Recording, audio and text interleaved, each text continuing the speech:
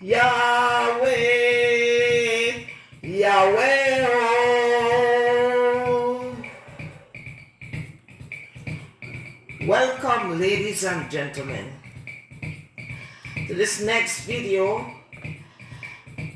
of the second of part 2 of the bloody letter. And for the message, God says to call upon him in times of trouble, which is the overriding message, and the sub-message, persons and systems in covenant relations with God the Almighty should not be unequally yoked with those who do not share similar values. Now, who were these nations that threatened King Jehoshaphat's security?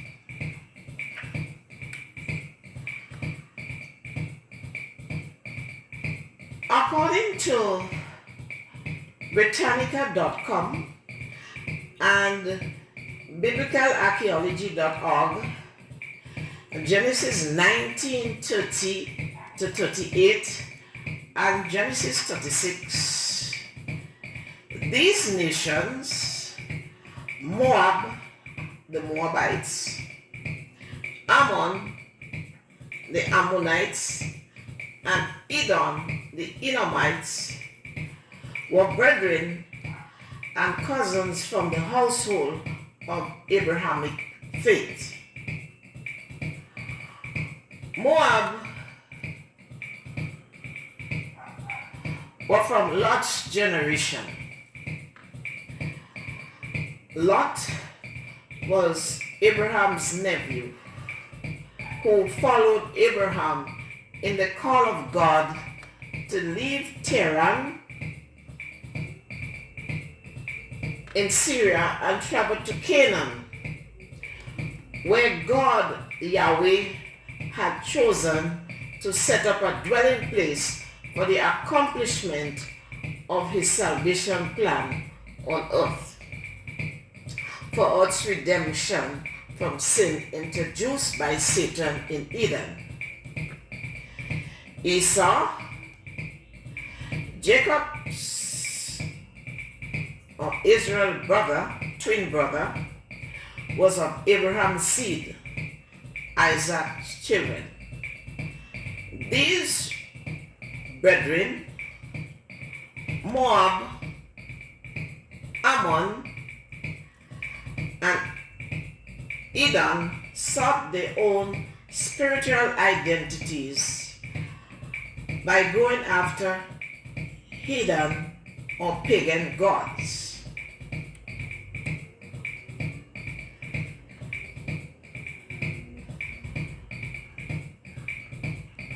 Now, Edom,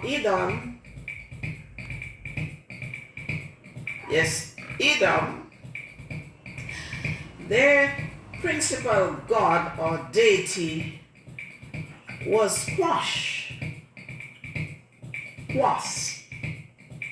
who was the rival of Yahweh. Now, Yahweh was the God of Abraham and structurally parallel to him. So Quash was Esau's generation's God.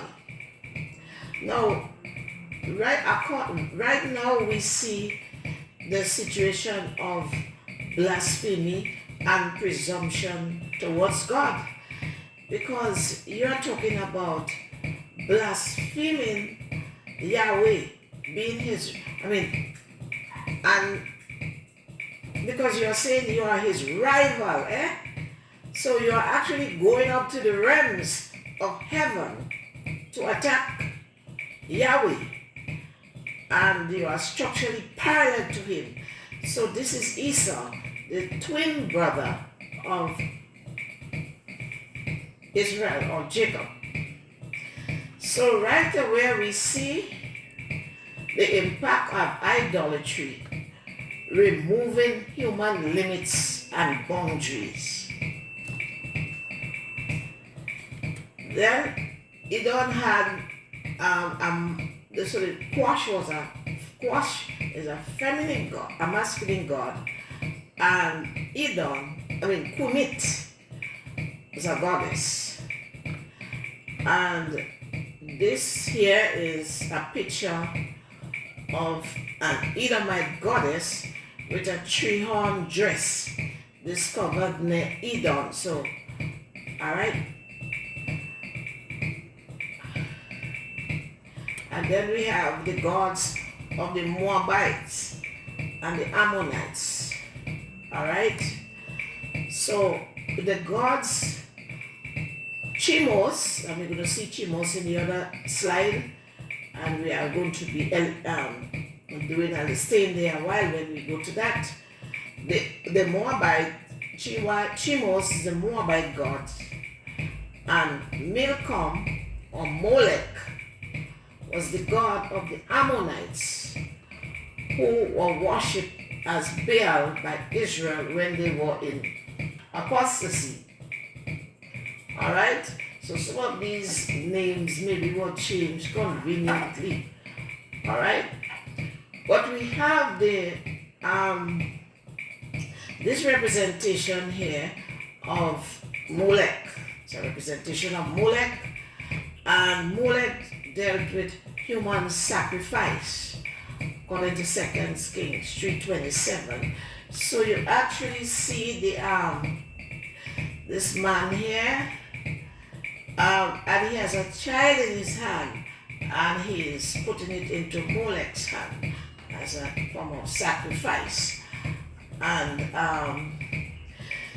the account says that the Moabites and the Ammonites had an ancient hatred of Israel that existed from the time that Israel left Egypt. Israel had to pass through Moab and Ammon land to get to the promised land.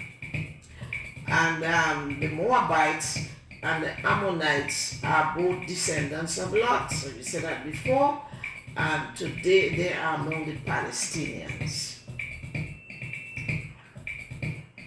So we see God condemning human sacrifice in the biblical passages that we have here.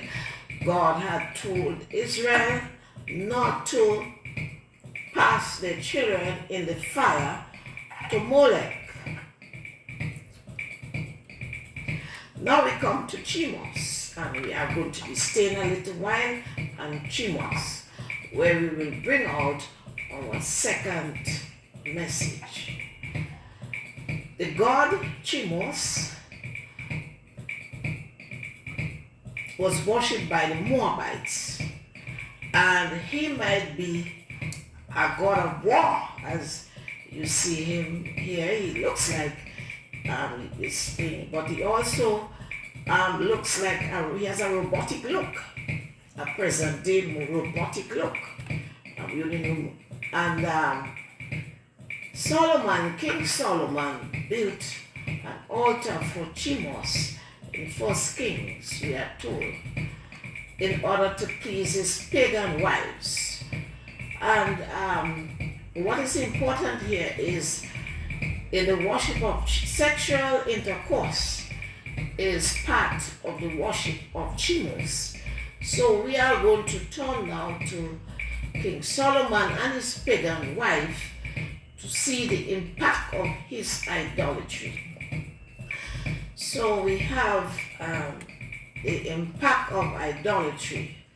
First coming out, idolatry demoralizes good thinking, judgment, and decision making.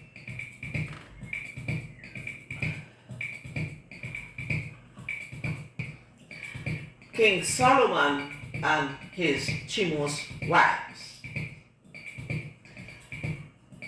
As we said before, idolatry demoralizes good thinking, judgment, and decision making.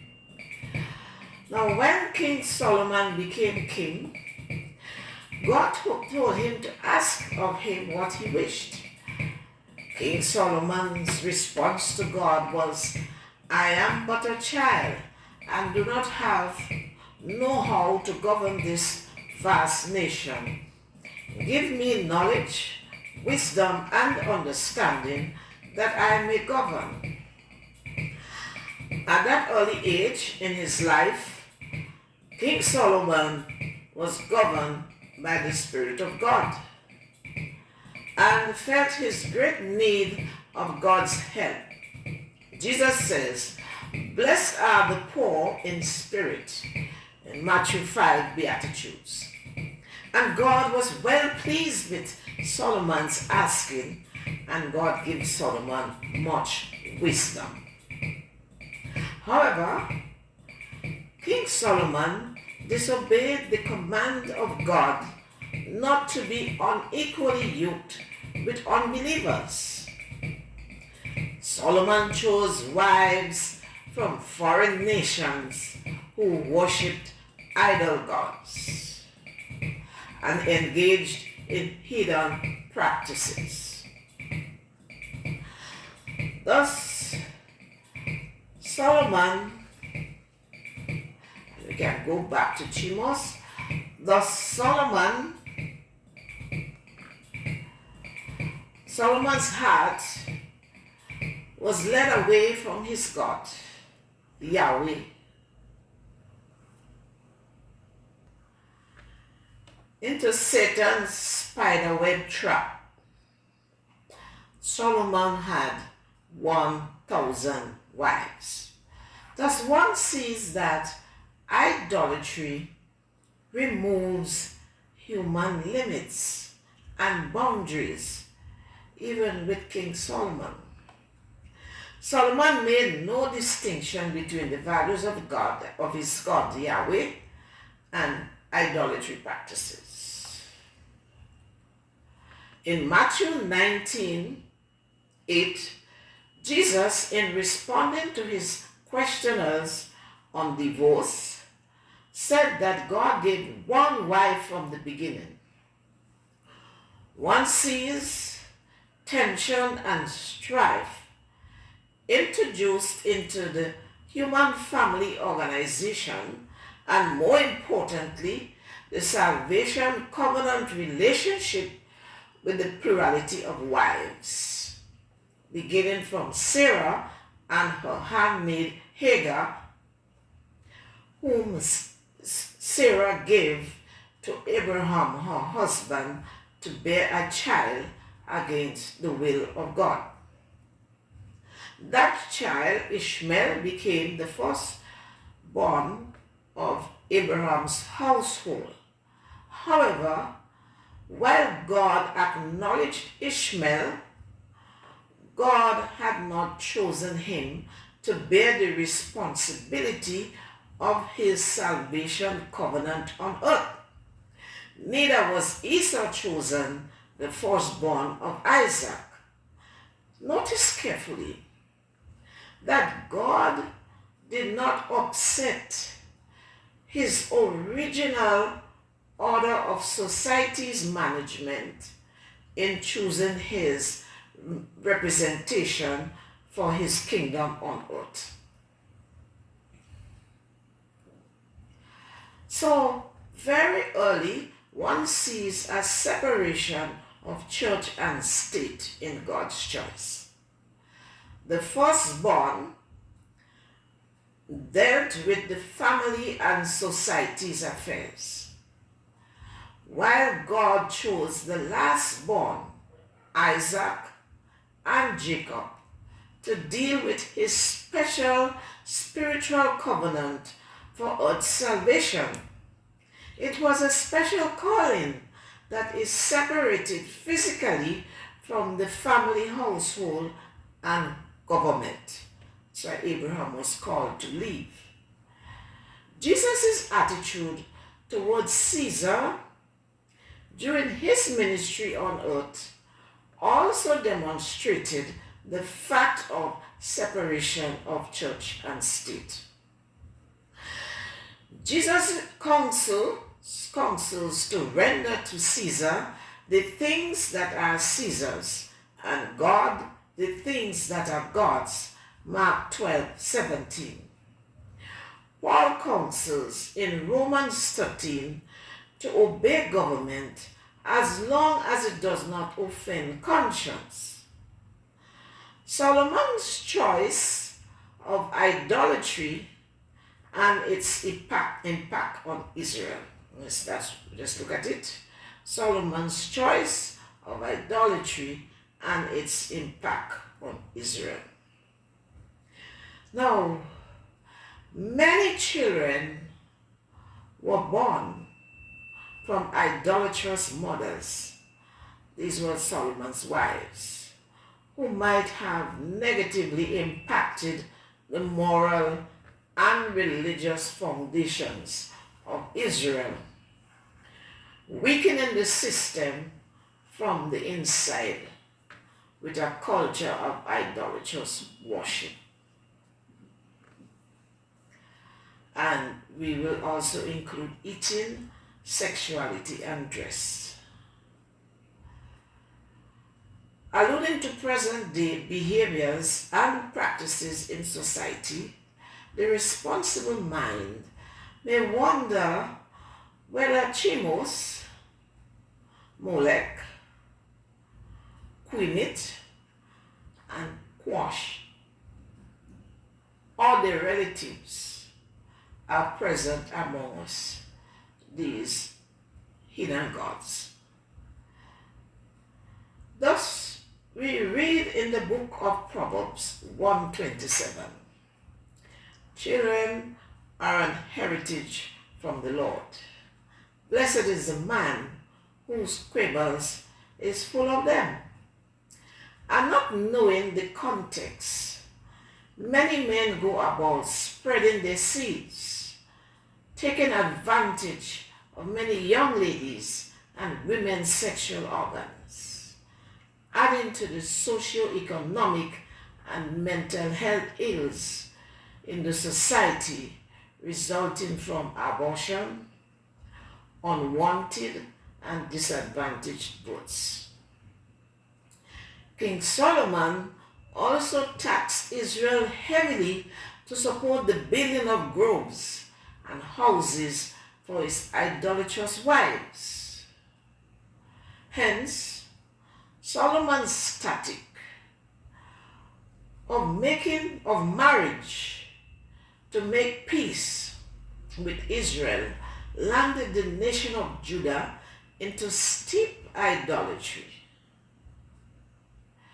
And the lesson we want to draw here, men and women belonging to God must watch and consider carefully who they choose as spouses, business, religious, and political partners.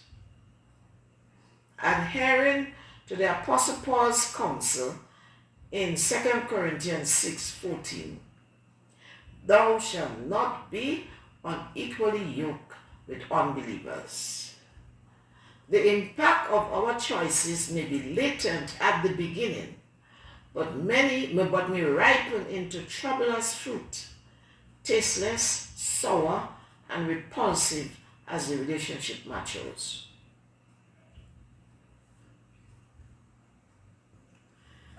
Yahweh, Yahweh. So let us turn back our attention to King Jehoshaphat. And there are some questions here we will want to consider.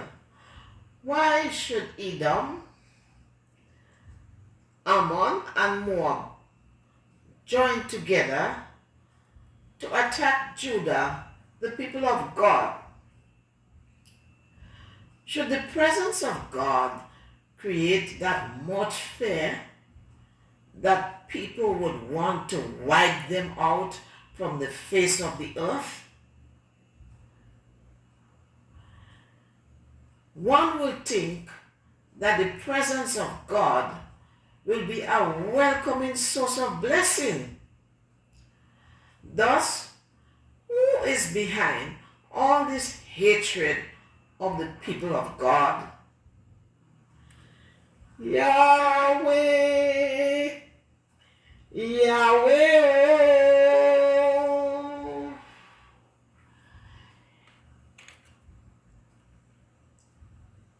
In response,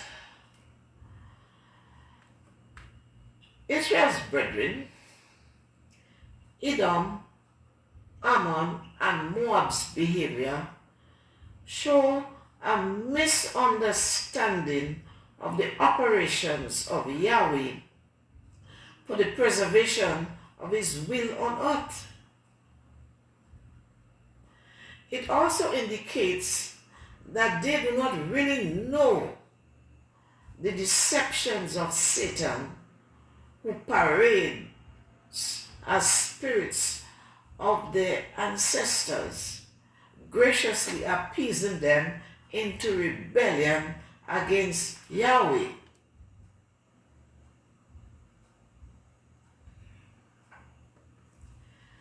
The brethren could not please God if they worship idols. This is a violation of the commandments found in Exodus 20 and Deuteronomy. Commandments 1 and 2, Yahweh wants not to worship false gods by carving and setting up images and giving one's devotion by bowing down and sacrificing to them. Commandment 3 warns not to take the name of the Lord in vain.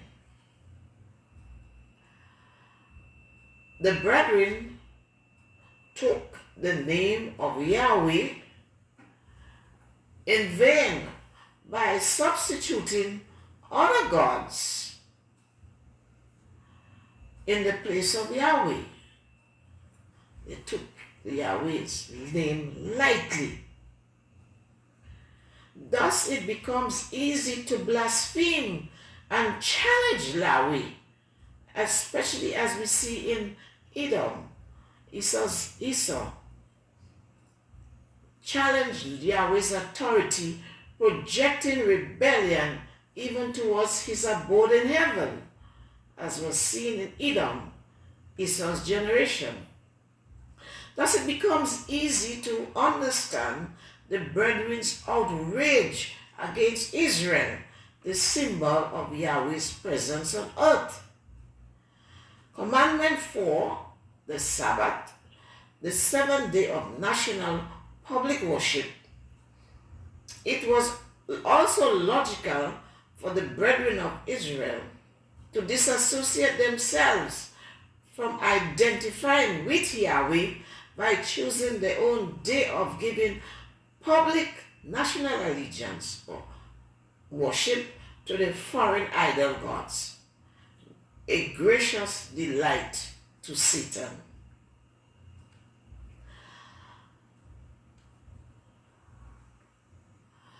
Thus we see the nations gathered together, Moab, Ammon, and Edom, all assembled in the valley of En-Gedi to mock Israel's God, Yahweh. They will prove to all publicly and nationally and to their regions the power of their gods combined against Yahweh and his people, Judah, which was the 2.5 tribes in Israel.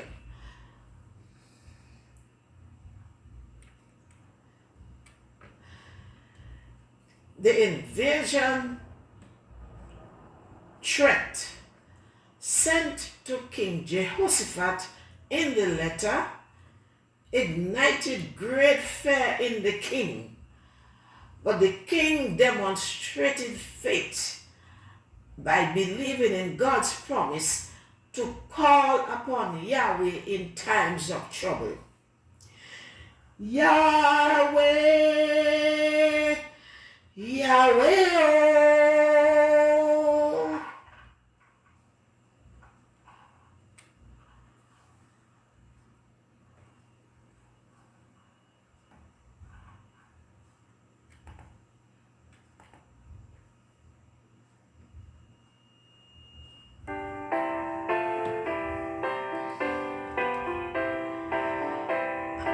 And Yahweh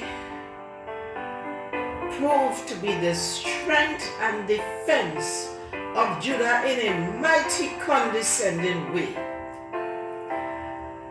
O God, our help in ages past, our hope for years to come, our shelter from the stormy blast, and all eternal home.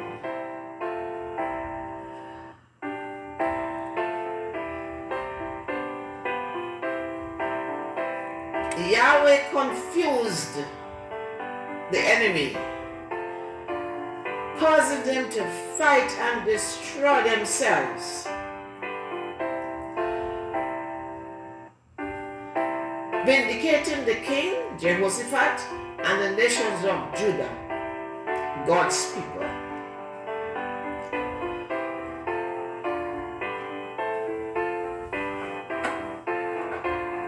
And we would like to draw a lesson from this analysis from the story indicates or teaches that humans searching for personal identity and help, etc.,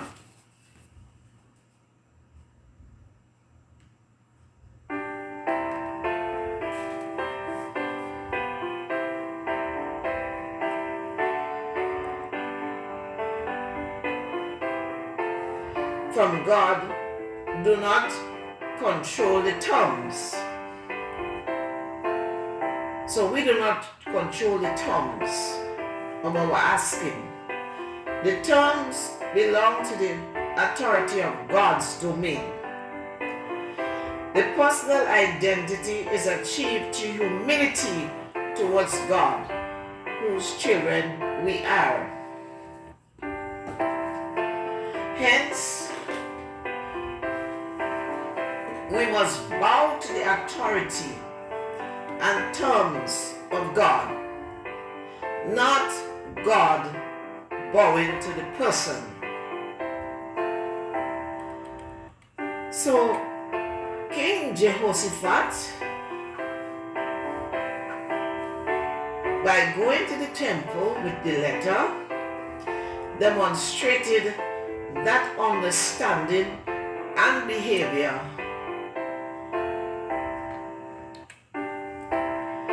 By going to the temple with a letter before God in prayer.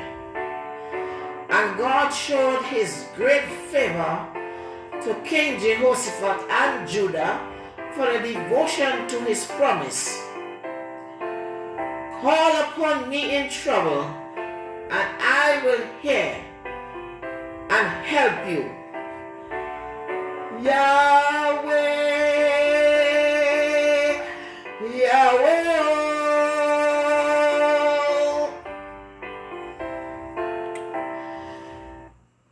King Jehoshaphat and Israel's triumph.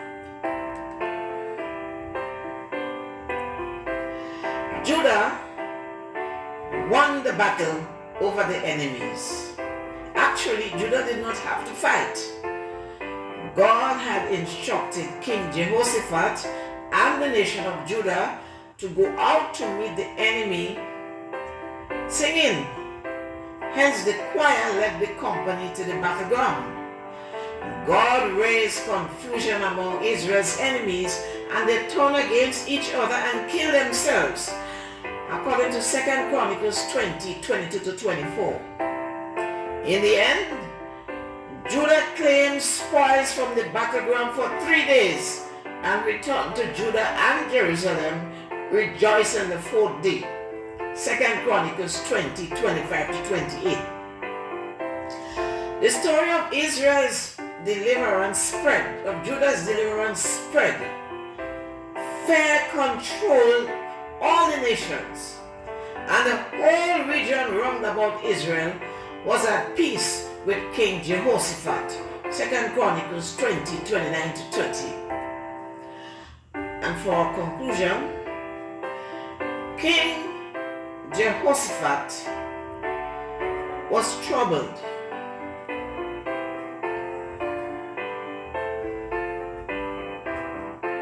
when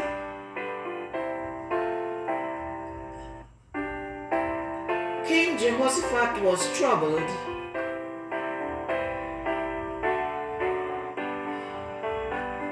in the beginning when he received and read the letter from the allied enemies, Moab, Ammon, and Edom.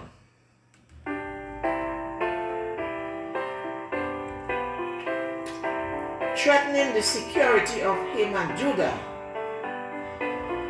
But he regained his balance and motivation as king.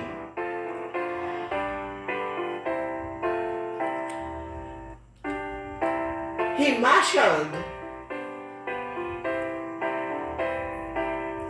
the nation of Judah in a national fast, seeking direction and defense from God in crisis.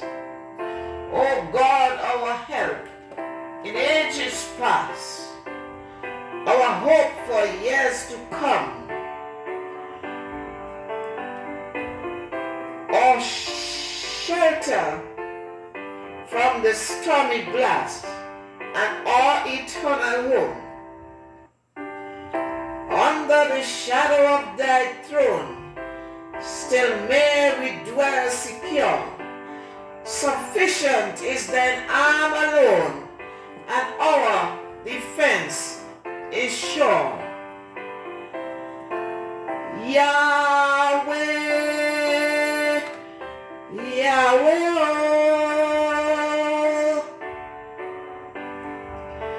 We read from King Jehoshaphat's prayer and God's response in 2 Chronicles 20, 22 to 21 to 20 to 21, the following counsels.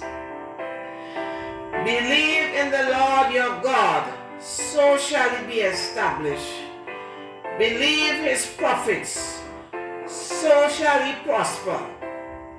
Claim the Lord's promises. If, when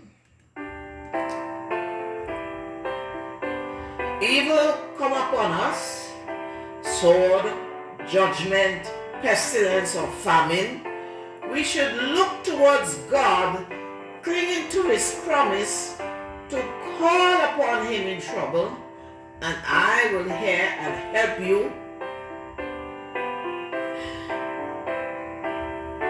Praise God in advance.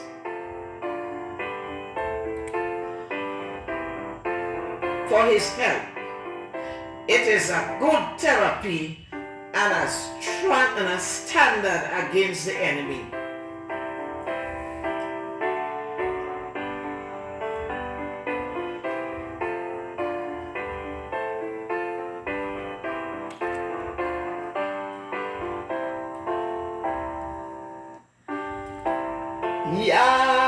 Yahweh, Yahweh, oh.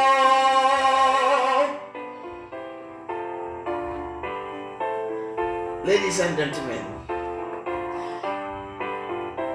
the background music for this second part was from Isaac Newton. O God, our help in ages past. And the beginning piece was from my keyboard.